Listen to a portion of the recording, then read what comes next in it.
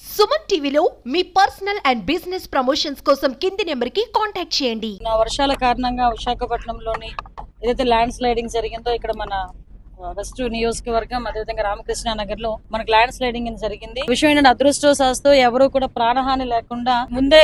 మనమందరం కూడా రిలైజ్ అవ్వటం, ఆ ల్యాండ్ స్లైడ్ జరుగుతున్నప్పుడు కూడా ఎమ్మెల్యే గారు కూడా దగ్గర ఉండటం, ఇమీడియట్ గా అధికార యంత్రాంగాన్ని అంతటినీ కూడా అలర్ట్ చేసి అధికార యంత్రాంగం మొత్తం అంతా వచ్చి అక్కడ ఏదైతే హౌసెస్ ఉన్నాయో హౌసెస్ లో ఉన్న వాళ్ళందరినీ, అంటే ఒక రో 10 హౌసెస్, ఆ పైన ఇంకొక 10 హౌసెస్, మొత్తం ఒక 20 హౌసెస్ అక్కడ ఇమీడియట్ గా మనకి ఎఫెక్ట్ అవుతాయేమో అని భయపడి ముందు ఇమీడియట్ గా వాళ్ళందరినీ తీసుకొచ్చి ఇక్కడ రీహాబిలిటేషన్ సెంటర్ లో మన మొత్తం అందరూ కూడా మన అధికార యంత్రాంగం అదేవిధంగా ఎమ్మెల్యే గారు అందరూ కూడా ఇక్కడ పెట్టడం జరిగింది. అయితే ఇందాక మన ఎమ్మెల్యే గారు చెప్పినట్టుగా విశాఖపట్నం ఎంత బ్యూటిఫుల్ సిటీగా ఉంటుందో అదేవిధంగా ఇక్కడ కొండవాళ్ళు ప్రాంతాల్లో ఎక్కువ మంది నివాసం ఏర్పాటు చేసుకోవడం అనేది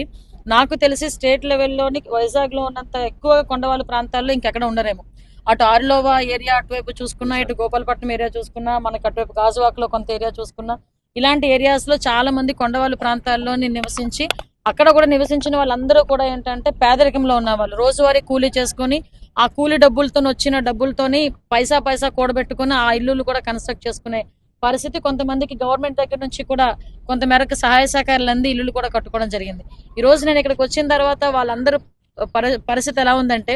వాళ్ళ ఇంట్లోకి వెళ్ళాలా, మళ్ళా వెళ్ళగలమా, ఇంట్లోకి వెళ్ళి మేము అందులో జీవనం కొనసాగించగలమా అని ఒక భ్రమలోని నిజంగా ఒక దయనీయమైన పరిస్థితిలో వాళ్ళందరూ కూడా ఉండటం నిజంగా చాలా బాధ అనిపించింది. వాళ్ళందరికీ కూడా కంపల్సరీగా ఒక శాశ్వత పరిష్కారం అన్నది ఇవ్వాలి. ఎక్కడైతే ఎక్కువగా వర్షాలు పడినాయి, ల్యాండ్ స్లైడింగ్స్ జరుగుతున్నాయని తెలుసుకున్న వెంటనే గౌరవ ముఖ్యమంత్రి గారు చంద్రబాబు నాయుడు గారు ఇమీడియట్ గా అక్కడ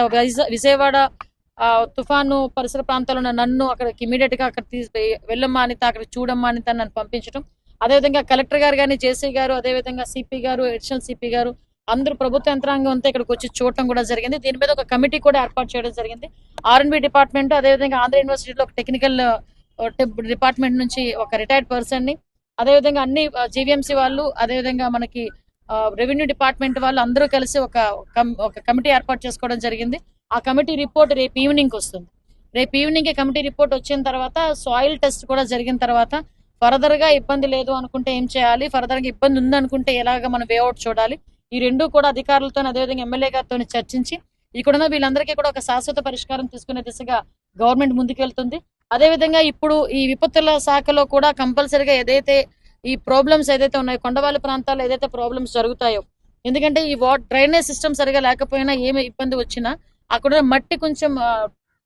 ఈ వాటర్ తో పాటు బయటకు వచ్చి కొంచెం సాయిల్ కూడా లూజ్ సాయిల్ అయ్యి ఇబ్బందులు ఎదుర్కొంటున్నాం. దీనికి ఎటువంటి శాశ్వత పరిష్కారం ఇవ్వాలి, రిటైనింగ్ వాల్స్ ఎక్కడెక్కడ మనం కట్టాలి, ఈవెన్ ఐరన్ మెసెస్ ఏదైనా మనం చేయగలిగితే ఎలా చేయాలి ఏంటన్నది ఒక సమగ్రమైన నివేదిక తెప్పించుకొని ఈ కొండవాళ్ళ ప్రాంతాల్లో ఉన్న ప్రజలు ఇబ్బంది పడకుండా, ప్రాణ నష్టం జరగకుండా, ఆస్తి నష్టం జరగకుండా చూసుకునే బాధ్యత కూడా గవర్నమెంట్ తీసుకుంటుంది. ఈ విషయమే ఇక్కడ నివేదికను తీసుకుని గౌరవ సీఎం గారికి కూడా సబ్మిట్ చేసి గౌరవ సీఎం గారి ఆదేశాల మేరకు ఇక్కడ ఎవరికి కూడా ఇబ్బంది లేకుండా చూసుకునే బాధ్యత కూడా మేము తీసుకుంటామని మీ అందరికీ కూడా తెలియజేస్తాం.